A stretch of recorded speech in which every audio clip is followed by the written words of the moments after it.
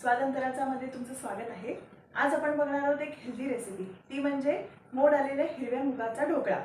तर चला आपण रेसिपी बघूया, पण त्यासाठी हा व्हिडिओ शेवटपर्यंत बघत राहा। तर चला त्यासाठी साहित्य बघूया। एक मोठी वाटी मोड आलेले हिरवे मूग, 1/4 कप डाळीचं पीठ, 3 हिरव्या मिरच्या, 1 इंच आल्याचा तुकडा, 1 टीस्पून मोहरी, 1 टेबलस्पून पांढरे तीळ, 1 टीस्पून लाल मिरची पावडर, 8 ते 10 कढीपत्त्याची पानं, 1 टेबलस्पून साखर, 1 इनोचं पाकिट, 1/4 कप ओलं खोबरं, कोथिंबीर, मीठ चवीनुसार, तेल आणि पाणी। आता आपण इथे मिक्सरचं भांडं घेतलं आहे। आता आपण त्याच्यामध्ये मूग,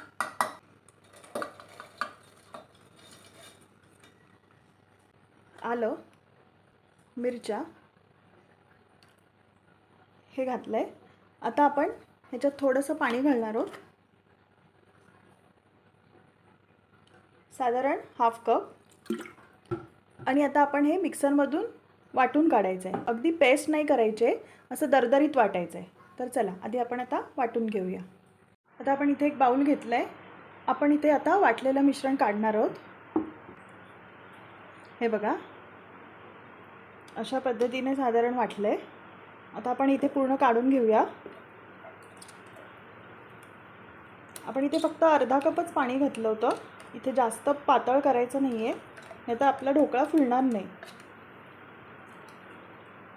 हे बघा, आता आपण याच्यामध्ये बेसन घालणार आहोत, मीठ चवीनुसार, आणि हे मिक्स करणार आहोत। बेसन आपण इथे बाइंडिंगसाठी घातलेलं आहे।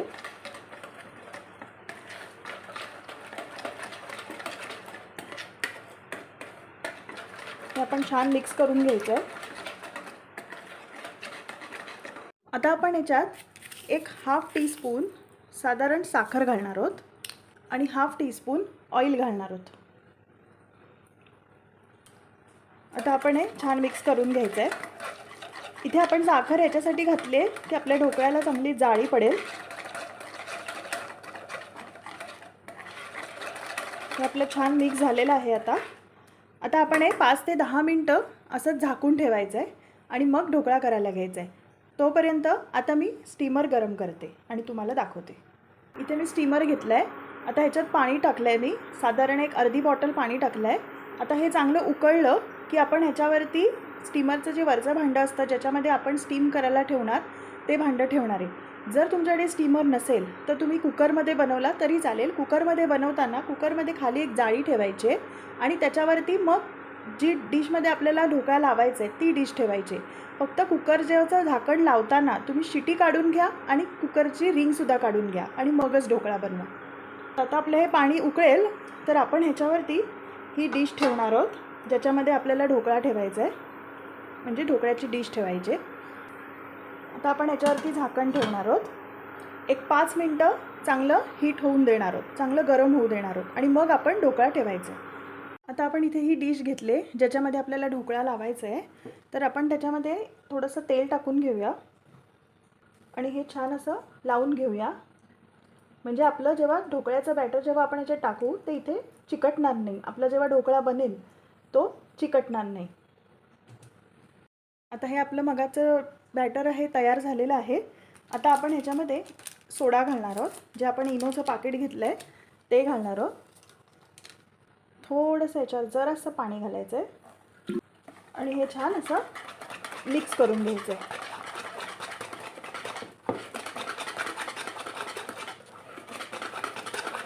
एक लक्षात ठेवा, जेव्हा तुम्ही सोडा घालाल तेव्हा शेवटच्या वेळेला अगदी घालायचं आहे, आधी घालायचं नाही आहे, नाही तर तुमचा ढोकळा चांगला फुलणार नाही आणि ढोकळ्याला जाळीसुद्धा येणार नाही। चांगलं मिक्स करून घ्यायचं आहे। हे बघा, आपलं छान मिक्स झालेलं आहे। आता आपण ज्या डिशला तेल लावलं होतं त्याच्यामध्ये काढून घेऊया। हे बघा, इथे ही डिश मी घेतलेली आहे आणि ह्याच्यामध्ये हे बॅटर काढते।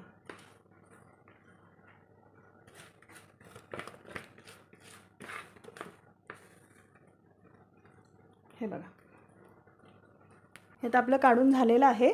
आता आपण हे स्टीमरमध्ये ठेवूया. आपण बघूया झाकण उघडून.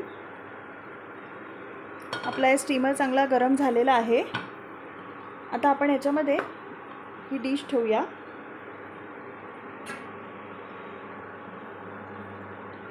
आणि साधारण 15 ते 20 मिनटं आपला ढोकळा होऊ द्यायचा आहे.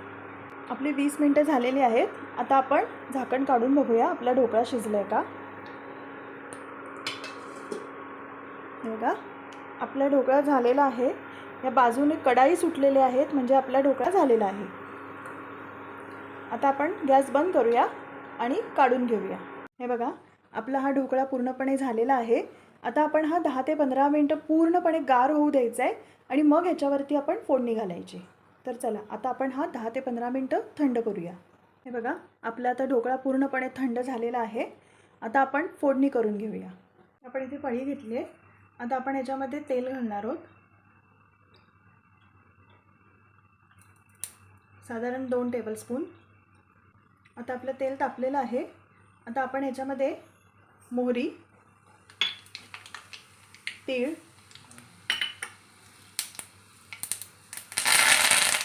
कढीपत्ता. आपली फोडणी झालेली आहे. आपण गॅस आता बंद करूया आणि पूर्णपणे थंड झाले की ढोकळ्यावर घालूया. आता आपण या ढोकळ्यावरती ही फोडणी घालून घेऊया. हे बघा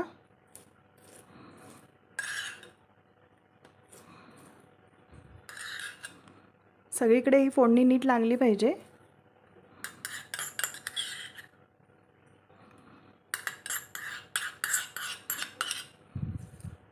हे बघा आपण याच्यावर लाल मिरची पावडर घालणार आहोत.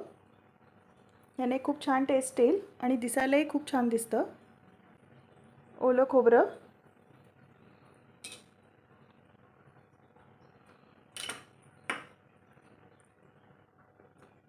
कोथिंबीर.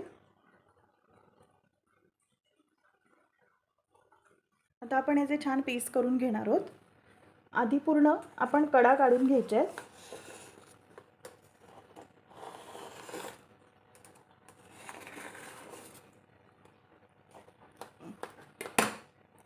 मग चौकोनी पीसेस करायचे.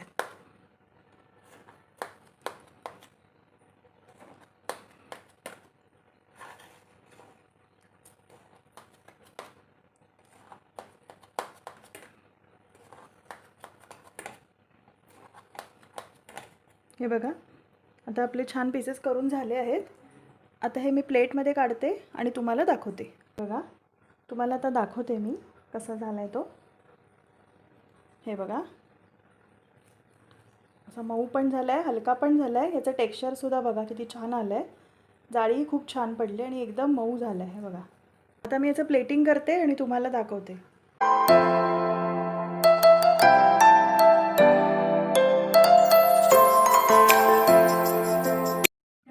आपलं प्लेटिंग करून छान इथे झालेलं आहे.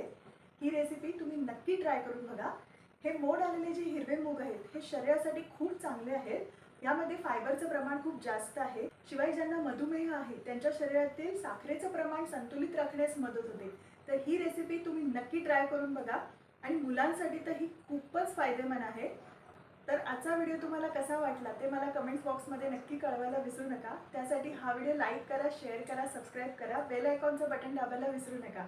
तर चला मग भेटू आपण आपल्या नेक्स्ट व्हिडिओमध्ये एका नवीन रेसिपीसह. तर विश तुमची डिश आमची. नमस्कार.